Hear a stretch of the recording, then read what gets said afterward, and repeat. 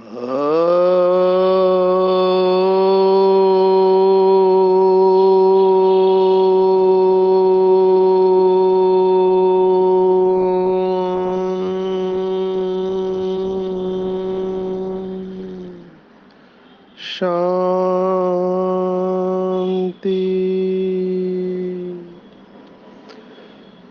आज 26 दिसंबर 2022 भारत में सोमवार है। Today is 26th December 2022 and it's Monday in Bharat. आज की मुरली का जादुई रहस्य स्वयं को प्रेरणा देने के लिए magical secrets of today's Murli for motivating the self. बहुत अच्छा फीडबैक कल के अव्यक्त मुरली का रहा। बहुत भाई बहने तीव्र पुरुषार्थ कर रहे हैं, ये दिखाई दे रहा है, मेहनत कर रहे हैं और कईयों ने तो अव्यक्त मास की तैयारी चालू कर दी है। कई सेंटर पर एक एक महीने का अव्यक्त मास का योग चालू है। बहुत अच्छा लगता है जब बाबा के बच्चे इतने तीव्र पुरुषार्थ से बाबा को प्रत्यक्ष करने में लगे हुए हैं। तो highest holiest and richest in the world, इसके ऊपर अच्छा मनन चिंतन और अभ्यास चल रहा है। मुबारक हो। आज की मुरली भी कल की तरह ही बाबा ने आत्मा की सबसे बड़ी बीमारी के बारे में बताया हुआ है। बाबा ने आज आत्मा की बीमारी के बारे में बताया, जिसके वजह से न सेवा होती है और पढ़ाई भी छूट जाती है। अगर आज की साकार मुरली को एक टाइटल हम दें तो हम कह सकते हैं बाबा ने इसके ऊपर प्रोजेक्ट चलाया था और उस प्रोजेक्ट का नाम था संस्कार परिवर्तन से संसार परिवर्तन। बहुत सुंदर नाम था, संस्कार परिवर्तन से संसार परिवर्तन। कल भी अव्यक्त मुरली में संस्कार कैसे विघ्न निर्माण करते हैं वो बताया। आज भी साकार मुरली में आप कल्पना करो, ये 69 के पहले बाबा ने कहा था, आज भी ये मुरली उतनी ही इम्पोर्टेंट बनी हुई है।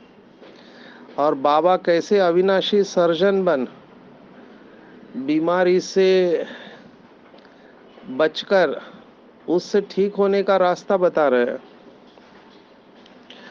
डूज एंड डोंट्स दो बातें होती है, क्या करना है और क्या नहीं करना है। तो बाबा डोंट्स के ऊपर ज़्यादा फोकस कर रहा है आज के मुरली में।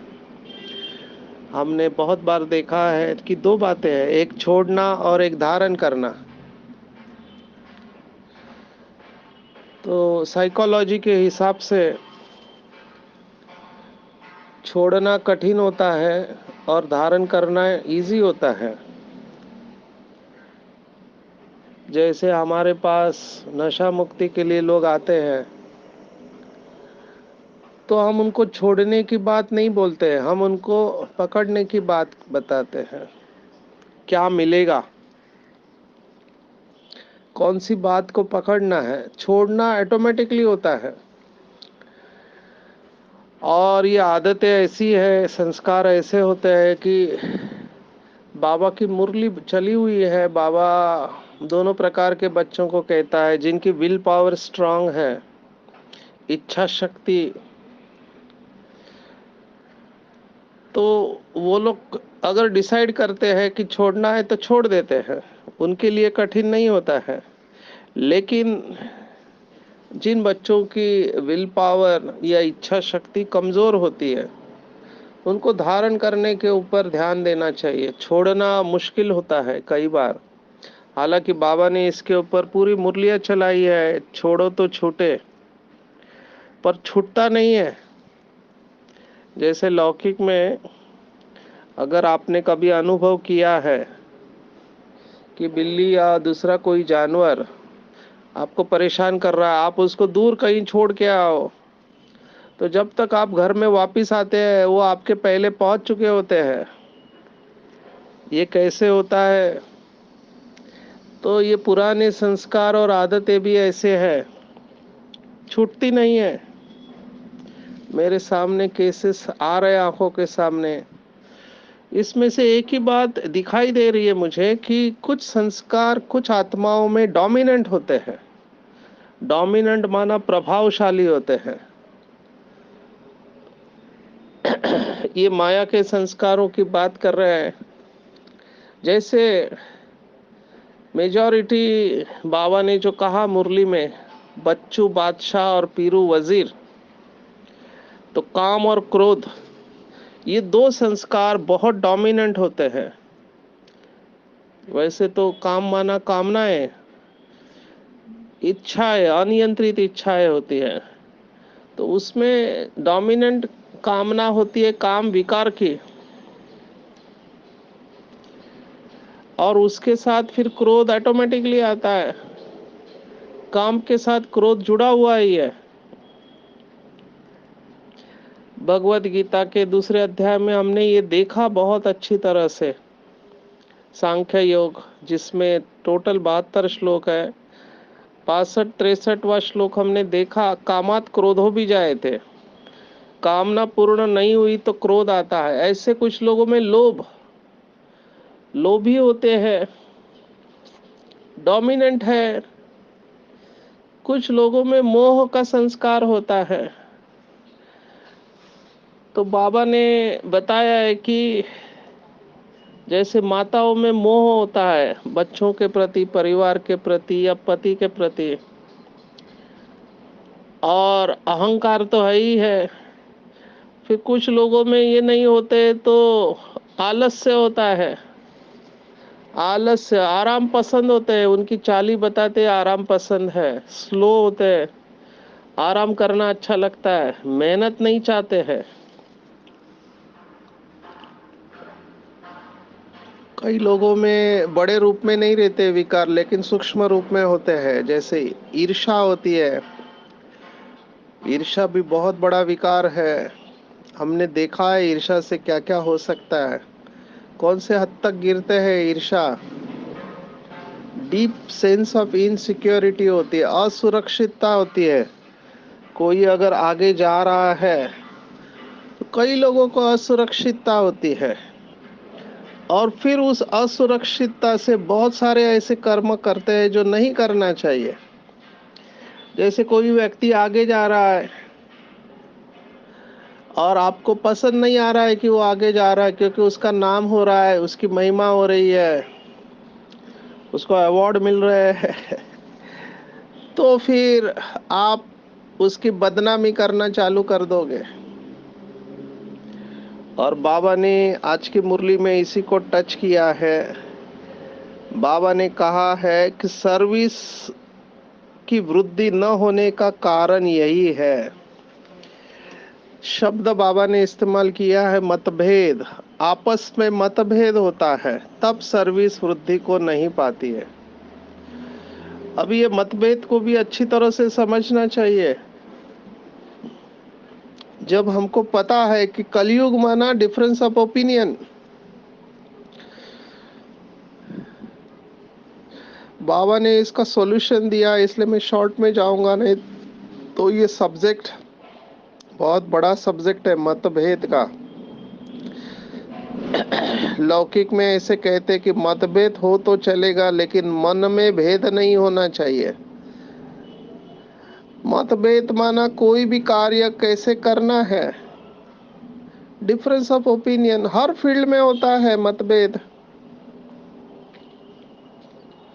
कौन सा जॉब लेना चाहिए, नहीं लेना चाहिए, घर को कौन सा कलर करना चाहिए, किस चीज के ऊपर कितना खर्चा करना चाहिए, इसमें मतभेद हो सकता है।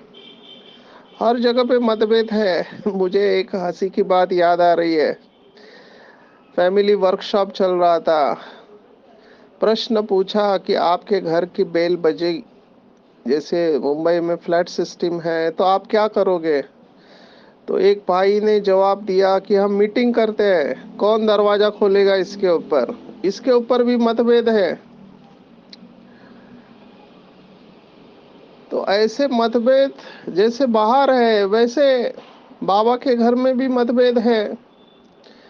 अभी गाड़ी लेना चाहिए नहीं लेना चाहिए, किसको कितने गाड़ी लेना चाहिए यज्ञ में, इसके ऊपर मतभेद है। कुछ बाबा के बच्चे त्यागी तपस्वी होते हैं, क्योंकि भारत में आज भी ये इमेज है कि तपस्वी माना जो सिंपल लिविंग में जीते हैं, साधारण रहते हैं, उन्हें तपस्वी मानते हैं। Simple living and high thinking, ये भारत का विचार है। तो लोगों को ये एक्सेप्ट करना कठिन जाता है कि एसी कार में, एसी में रहने वाला व्यक्ति तपस्वी कैसे हो सकता है। या फिर आपका घर बहुत पॉश हो, बहुत खर्चा किया हुआ हो, तो लोग कहते हैं कि इनको क्या जरूरत है, इनके पास तो सब कुछ है। इसलिए बाबा ने श्रीमत दी है कि सेंटर या जो भी बनाते हो वो ना बहुत ऊंचा होना चाहिए ना बहुत नीचा, बीच का होना चाहिए, बीच का होना चाहिए। क्योंकि बहुत नीचा होगा तो अच्छे अच्छे लोग नहीं आएंगे, बहुत ऊंचा होगा तो भी लोग कहेंगे। तो तपस्वी माना निराधार तपस्या होनी चाहिए। अभी इसमें डिफरेंस ऑफ ओपिनियन है। तो कुछ बच्चे इस डिफरेंस ऑफ ओपिनियन से नाराज हो जाते हैं कि इतनी कार की जरूरत क्या है। हाँ, कोई बीमार है, किसके घुटने में तकलीफ है, कमर में दर्द है, या हमारे वरिष्ठ भाई बहने हैं जिन्होंने बहुत साल की साधना की है, हम उनके लिए समझ सकते हैं। या कहीं दूर जाना होता है तब साधन आप इस्तेमाल करते, वो भी समझ सकते हैं। तो इसके ऊपर मेरे पास काफी प्रश्न आते हैं। मुझे पूछते हैं, बाबा के बच्चे ही पूछते हैं कि इतना खर्चा क्यों करते हैं ये लोग। अब ये डिफरेंस ऑफ ओपिनियन है, मतभेद की बात है। तो यही बात हो गई कि बाबा का यज्ञ का पैसा कहाँ खर्चा होना चाहिए। फिर मेरे को रेफरेंस देते हैं कि इकोनॉमी, बाबा हमेशा इकोनॉमी की बात करता है, और साकार बाबा बहुत इकोनॉमी से चलते थे और बच्चों को भी इकोनॉमी सिखाई थी। अभी इसका दूसरा पक्ष कहता है नहीं, अभी हमारे पास वीआईपी लोग आते हैं, बड़े बड़े लोग आते हैं, तो हमारे सेंटर भी वैसे सुंदर हो, आकर्षक होने चाहिए। तो ये एक पक्ष है। अभी इसमें बाबा की श्रीमत को कैसे हम लेंगे? तो मुझे ऐसे लगता है जो बाबा ने कहा कि मतभेद में आकर सबसे पहले तो पढ़ाई नहीं छोड़ना चाहिए। आपस में डिफरेंस ऑफ ओपिनियन हो, लेकिन आपस में रिगार्ड रेस्पेक्ट कम नहीं होना चाहिए। अगर हमको लगता है कि कोई बात ऐसी न हो के वैसी होनी चाहिए, तो बहुत मालिक बनकर बहुत नम्रता के साथ निमित्त आत्माओं को अपना ओपिनियन बता देना चाहिए, और फिर बालक बन जाना चाहिए। फिर वहां पर अटैचमेंट नहीं चाहिए कि मैंने तो बोला था लेकिन इन्होंने सुना नहीं। नहीं, इससे फिर डिस्टरबेंस होता है। हमको कहीं पर भी अपने विचारों से भी अटैच नहीं होना चाहिए, क्योंकि फिर योग नहीं लगेगा।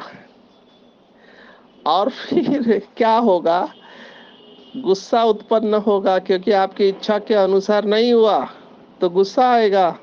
और उस गुस्से के साथ लोग क्या करते हैं, उस गुस्से को उस व्यक्ति के साथ जोड़ देते हैं। जैसे आज बाबा ने 2 बार कहा कि सबसे ज्यादा रूठते हैं ब्राह्मणी से रूठते हैं, क्योंकि समझते हैं हम यज्ञ के सहयोगी है तो हमारी बात को मानना चाहिए, और जब नहीं होता है वैसे तो डिस्टर्ब हो जाते हैं। और फिर कहाँ जाए, तो सोचते हैं कि इससे तो जाने दो, हम नहीं जाते हैं सेंटर पर, और फिर मतभेद में आकर रूठ कर, देखो आपका डिफरेंस ऑफ ओपिनियन किसी देहदारी के साथ है ना, उसमें बाबा का दोष क्या है? तो बाबा का हाथ क्यों छोड़ते हैं? बाबा आज यही बात कह रहा है कि बाप को समाचार दे दो। मैंने ये लेसन बहुत हार्ड वे में सीखा है। दिखाई दे रहा है गड़बड़ हो रहा है, आंखों से देख रहे हैं, बहुत मुश्किल होता है ऐसी बातों को स्वीकार करना। लेकिन ये जो बालक मालिक की पॉइंट है, बहुत शक्तिशाली पॉइंट है। मालिक होकर राय दो, फिर बालक बन जाओ, उससे भी नहीं होता है, बाबा को बता दो। बाद में बाबा जाने और वो आत्मा जाने, वहां पर आपका रोल खत्म हो जाता है। उस समय कायदा हाथ में नहीं उठाना चाहिए, क्योंकि कुछ आत्माएं इतने डिस्टर्ब होते हैं कि कायदा हाथ में उठा लेते हैं। अभी मेरे आंखों के सामने बहुत सारे एग्जाम्पल है। इतने डिस्टर्ब हो गए, संगठन बना लिया और कायदे की भाषा करने लगे, हटाने की कोशिश करने लगे, मना नॉन पार्लियामेंट्री वेज, जो कि ब्राह्मण जीवन की मर्यादाएं नहीं है, वहां तक चले गए। उसके जड़ में गुस्सा ही है। आज वो आत्माएं ज्ञान में नहीं है और उनका योग भी नहीं लग सकता। एक आत्मा तो इतनी डिस्टर्ब हो गई कि उसने क्या किया मैं बता भी नहीं सकता हूं, लेकिन बहुत डिस्टर्ब, उनको समझाने की कोशिश किया हमने। तो उसका एक ही जवाब था कि अन्याय सहन नहीं करना चाहिए। मैंने कहा कौन से मुरली में कहा है अन्याय सहन नहीं करना चाहिए? बाबा तो उल्टा कहता है सहन करो बच्चे, क्योंकि यहाँ पर कोई कुछ भी करे, कई लोगों को लगता है कि ये गलतियां करते हैं लेकिन ये पकड़े नहीं जाते हैं। मैं कहता हूँ रॉन्ग, ऐसा हो ही नहीं सकता। जबकि कल की ही अव्यक्त मुरली में बाबा ने स्पष्ट कहा था कि मनसा में भी अगर कुछ चलता है तो बाबा को पता चलता है। सोचो, बाबा को यहाँ तक पता है कि मनसा में क्या हो रहा है, और उसके लिए भी बाबा की श्रीमत है कि बच्चे उसको चेंज करो, नहीं तो चलते चलते चलाते चलाते त्रेता में चले जाएंगे। तो इतना बाबा को पता है, फिर हम क्यों जाते हैं उसमें? धर्मराज बैठा हुआ है यहाँ पे। आप दुनिया वालों को फंसा सकते, लेकिन धर्मराज से कैसे बच सकते हैं? वहां से तो बचना असंभव है। और एक बात, अगर कोई ऐसा करता है जो नहीं करना चाहिए, उसका योग लगना असंभव है, नहीं लग सकता। जबकि भगवान वाच है, एक आत्मा से भी तिरस्कार है, घृणा है, एक आत्मा से, तो बाबा ने कहा योग नहीं लग सकता, नुकसान हो गया ना। तो इसीलिए के बाबा ने कहा बच्चे समझदार बनो, समझदार बनो। हमारा काम है मालिक बन के ओपिनियन देना, नंबर 2 निमित्त आत्माओं को बताना, बाबा को बताना। उसके बाद हमारी ड्यूटी समाप्त हो जाती है। फिर बाबा जाने, निमित्त आत्माएं जाने। किसी को भी सजा देने के लिए मत जाओ, क्योंकि लौकिक में भी ऐसा कहते हैं कि जो दूसरों के लिए गड्ढा खोदता है वो पहला स्वयं उसमें गिर जाता है। दूसरों को सजा देने का संकल्प खुद को सजा देना है। अंडरलाइन करेंगे इस बात को कि मेरे पास इतने केसेस है इसके बारे में। अगर हम भी इन बातों के ऊपर चिंतन करें तो हमारा भी योग नहीं लगेगा। मैं कभी कभी सोचता हूँ हमारी जो निमित्त आत्माएं हैं वो कैसे इन बातों को संभालती होंगी। उनको भी हमारा योग की जरूरत है, हमको उनको सपोर्ट करना चाहिए। मुझे हमेशा बाबा की वो मुरली याद रहती है, सर्वंश त्यागी के। उसमें बाबा ने कहा कि कोई के अंदर अगर कोई कमजोरी है, सबको दिखाई दे रही इस आत्मा में कमजोरी है, तो घर की किसी भी बात को उछालना नहीं चाहिए। हम घर की बात को संभाल लेते हैं ना, उसका वर्णन करके उसके जर्म्स वातावरण में फैलाते नहीं है। आप सोचो, एक आत्मा है, सबको ईमेल लिखती है, व्हाट्सएप लिखती है, क्या क्या होता है ब्रह्मा कुमारी में, अभी कितनी बदनामी करने के निमित्त बने हैं। ये आत्मा सुखी नहीं रह सकती, क्योंकि बहुत आत्माओं की बद्दुआ लेने के निमित्त बनते हैं। हमको समाने की शक्ति को इस्तेमाल करना चाहिए। मैं फिर से कह रहा हूँ, लॉ एंड ऑर्डर बाबा बैठा हुआ है। यज्ञ में कितने विघ्न आए, शुरुआत से कितने विघ्न आए, लेकिन क्या फर्क पड़ा। ब्रह्मा कुमारी की सेवाएं दिन रात बढ़ती ही जा रही है। दिन दुगनी रात चौगनी ऐसे कहते हैं। पहले की कहावत थी कि ब्रिटिश का सूर्य कभी अस्त नहीं होता है। आज ये कहावत ब्रह्मा कुमारियों के लिए है कि उनका सूर्य कभी अस्त नहीं होता है। परमात्मा का कार्य है ना, तो कोई चाहे तो भी इसको रोक नहीं सकता है। विघ्न तो आएंगे, सिर्फ मुझे यह ध्यान में रखना है कि मैं विघ्न नहीं बनूं। सो डिटैच हो जाओ, क्योंकि अगर हम डिटैच नहीं हुए तो हम अपना ही नुकसान कर देंगे। दूसरी बीमारी आज बाबा ने कही, नाम रूप की। अभी मैं कभी कभी सोच के वंडर खाता हूँ, जो बातें हमको मेडिकल साइंस में सिखाई जाती है, ये बाबा ओपनली कह रहा है आज। और ये बातें 69 के पहले की बातें हैं। देखो आज ही हम चारों तरफ देख रहे क्या हो रहा है। बाबा ने कहा नाम रूप एक दूसरे के नाम और रूप में फंस जाते हैं। अब भाई और बहन फंसते हैं, हम ये समझ सकते हैं, लेकिन दो भाई भी आपस में प्यार हो जाता है, दो बहनों का आपस में प्यार हो जाता है। आप सोचो, बाबा ये कह रहा है और हमने ये केसेस देखे हैं। एज ए डॉक्टर हम इसको समझ सकते हैं कि ये कैसे होता है, लेकिन डॉक्टर के साथ हम आध्यात्मिकता का स्टडी भी करते हैं तो हम समझते हैं कि ये अंदर का खालीपन है। और उस समय वो व्यक्ति या देहदारी हमको सहारा महसूस होता है। तो शुरुआत तो दोस्ती से ही होती है, और दोस्ती बढ़ते बढ़ते फिर प्यार में उसका रूप परिवर्तन हो जाता है। हमने देखा है कि अव्यक्त बाप दादा आए हुए हैं। सभी भाई बहने एक दो घंटा पहले आके तपस्या कर रहे हैं। अव्यक्त बाप दादा इस सेंटर की बात कह रहे हैं, और ये लोग मुरली अटेंड नहीं करके आपस में क्या चल रहा है इनका। तो ये बहुत सोचने जैसी बात है कि जिसको अव्यक्त बाप दादा का आकर्षण नहीं है, तो समझना चाहिए कि हमको उसमें रुचि नहीं आ रही है, हम कहीं और जा रहे हैं, तो अपना ही नुकसान कर लेते हैं। ऐसे बच्चों को बाबा ने स्पष्ट कहा कि सूर्यवंशी का ठौर नहीं मिल सकता।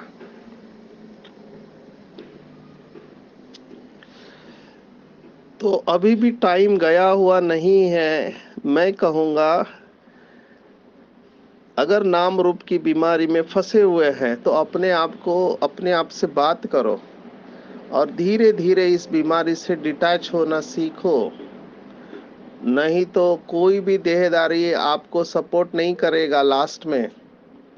ये बाहर से तो इसका रूप बहुत सुंदर दिखाई देता है, हम तो मदद ले रहे हैं, बाबा तो सूक्ष्म है, उससे कैसे मदद लेंगे, स्थूल में कोई तो चाहिए साकार में।